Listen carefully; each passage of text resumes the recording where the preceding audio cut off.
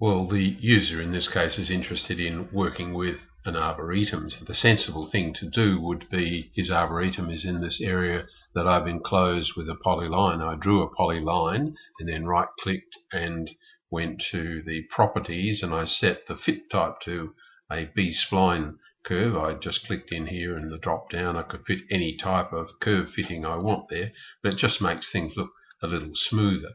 So there's the area of the arboretum in there, and you remember our distances inquiries will give us reasonable numbers. So if we wanted to know, for the sake of argument, how wide our arboretum is, what's the distance across there in its maybe its shortest direction, we could say distance from there to there, it's 60 odd meters from that road across to the other side of the arboretum.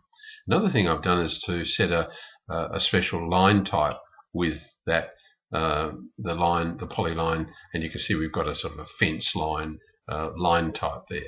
That's not difficult to do, but you'll notice it doesn't show as we zoom out, although it will show when we plot. However, I digress. What we're interested in, or what the user might be interested in, or what's the total area of the arboretum? Well, the easy way to work that out is not to use the area command. That gets tedious. We could go click, click, click and work our way all the way around here, and we're establishing a polygon, and it's automatically calculating the area of the current polygon there is 2944 square meters.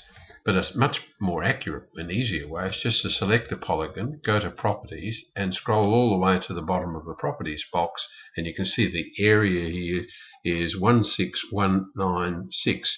So it's 16,196 square meters. That gives you a pretty accurate estimate of the total area of the arboretum, and that's a useful measure to have. So now we're in a position we can turn that layer off, but it's handy to have. I think now we're in a position to zoom in and start putting some markers on the individual trees in the arboretum. But before I do that, what I want to do is to insert a grid, locate it, say, somewhere at a known point.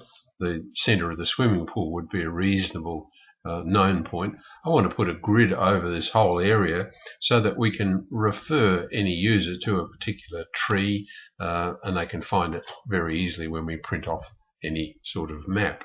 That's the next stage.